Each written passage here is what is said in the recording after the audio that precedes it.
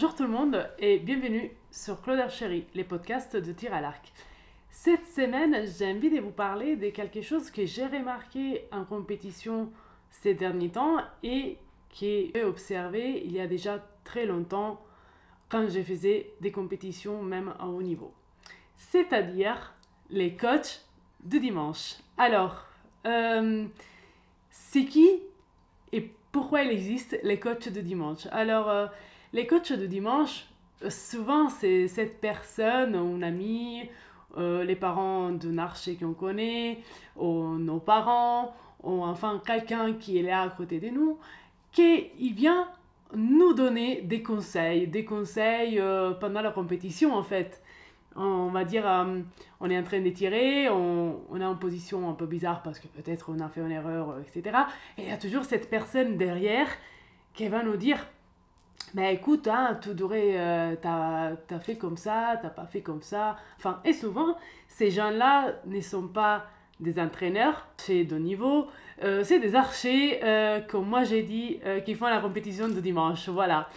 Et cette façon, cet personnage, moi j'aime bien l'appeler les coachs de dimanche, souvent il intervient avec une bonne intention, parce qu'on ne peut pas lui dire qu'il a des mauvaises intentions, mais il a une bonne intention, mais ça passe quoi quand il va nous donner le conseil? C'est que l'archer, qu'il a reçu ce conseil, que peut-être à ses côtés il n'a pas son entraîneur, ou peut-être avec son entraîneur il est en train de travailler sur quelque chose et il est quand même parti faire la compétition, il est distrait.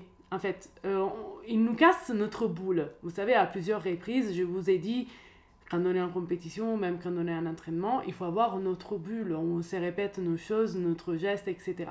Ben voilà, en nous disant ça, qu'est-ce qui s'arrive? Ben forcément, il va nous dire quelque chose que peut-être c'était pas les mêmes mots que notre entraîneur a utilisés.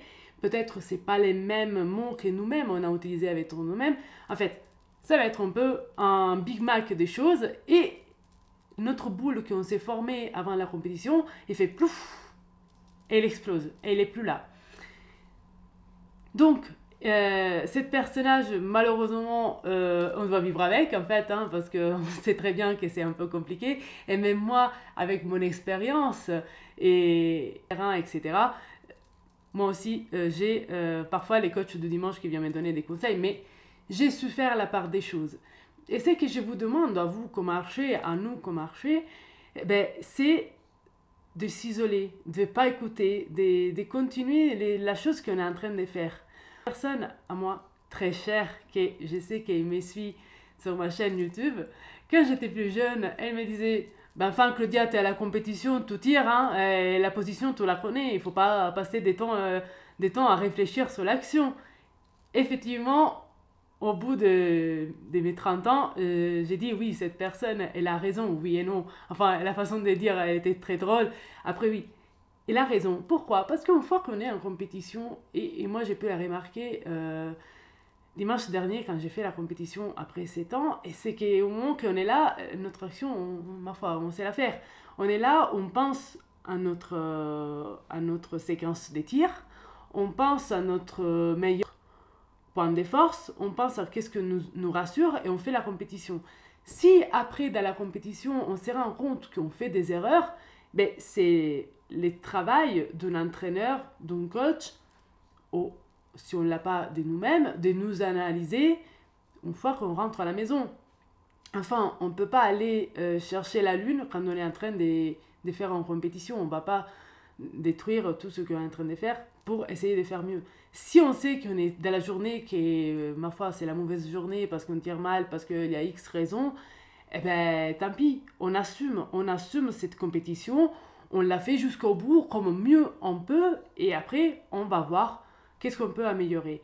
Moi, quand j'étais en compétition en Italie, j'ai pu assister à cette scène qui est encore au bout de quelques années, je dis mais enfin, il y a encore des gens comme ça. Alors, c'est des gens qui ont un certain âge, c'est quoi pour des gens qui vont donner des conseils, mais qui dans leur façon, et moi j'ai pu écouter parce qu'à côté de moi il y avait une dame qui faisait de l'arc barbeau et après, je ne sais pas pour quelle raison, je n'ai pas très bien compris, il est passé à l'arc olympique. Et il expliquait à ses copines qu'elle soulève l'épaule de l'arc, qu'elle ne comprenait pas. Alors, toutes les copines, elles étaient là en train de dire oui, oui, tu dois faire comme ça, etc. Moi, je n'ai pas voulu spécialement intervenir, j'ai juste écouté.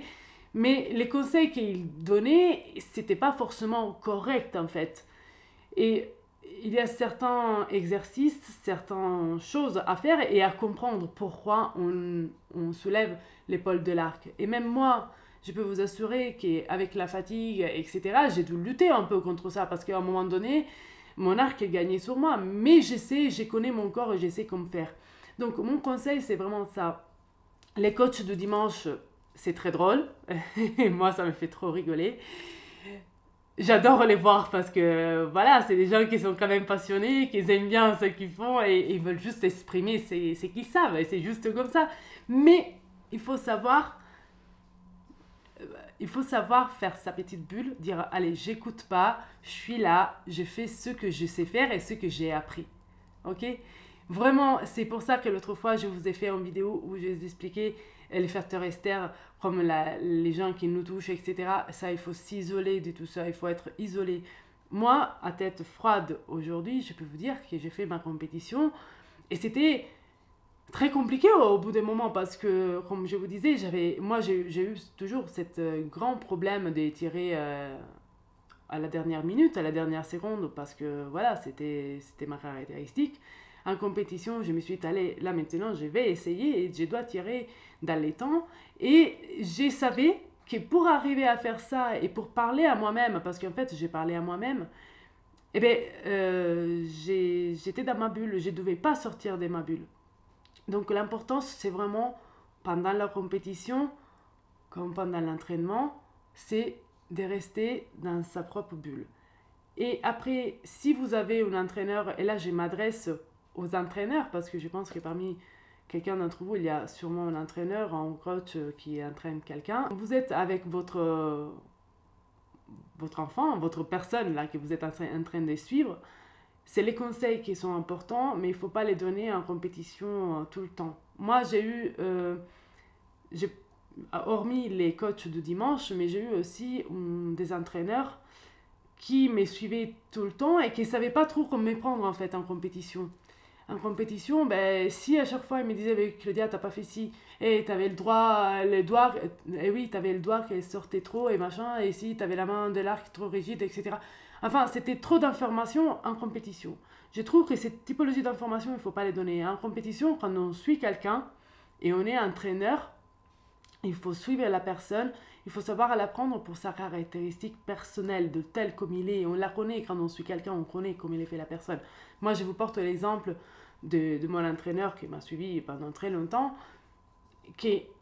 on était en championnat d'Italie, et moi j'étais très jeune, hein, et en fait, qu'est-ce qui se passe? C'est parce que j'ai fait un 0 en compétition. Et là, quand on a 13-14 ans, ben je pense que c'est la catastrophe naturelle.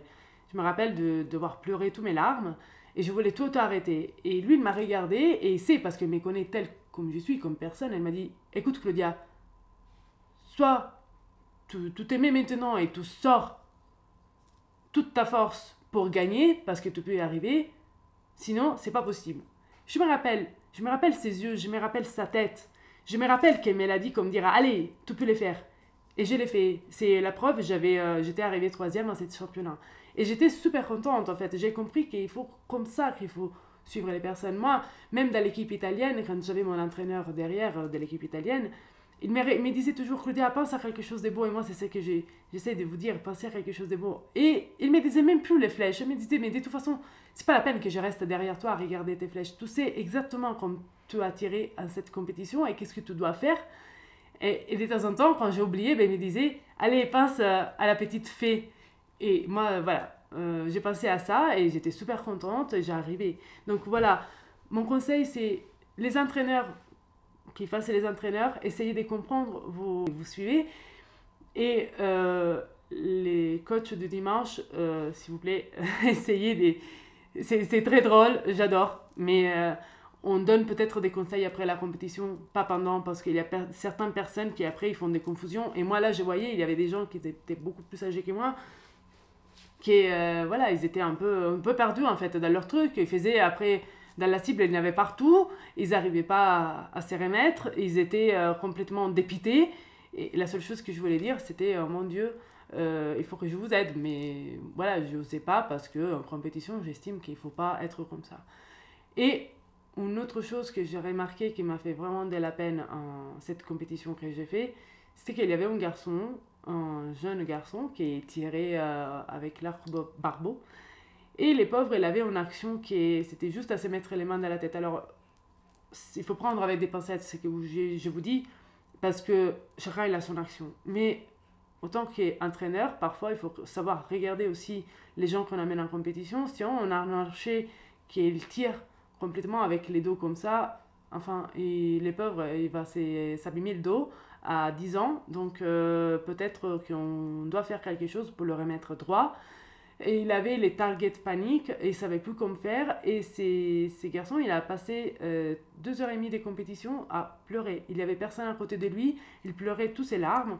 Et presque, il avait envie d'arrêter. Ça m'a fait beaucoup de la peine. Donc, quand on est des gens comme ça, avant de faire une compétition, si on n'est pas prêt, on n'amène pas quelqu'un en compétition. Et ça, je m'adresse aux entraîneurs. Les coachs du dimanche, quand ils voient une situation comme ça, c'est pas la peine qu'ils parlent parce que là, c'était même pas la peine de parler. Et c'était en compétition, on ne pouvait pas les prendre. Et après, faites attention à ce qu'on fait. Et on doit apprendre les tirs à l'arc, une discipline qu'il faut être appris avec les temps. Il faut travailler sur l'action pour pas se faire mal. C'est pas quelque chose de simple. Donc voilà, on travaille sur ça. Moi, c'est un peu l'objectif de ma chaîne, de travailler sur certaines choses.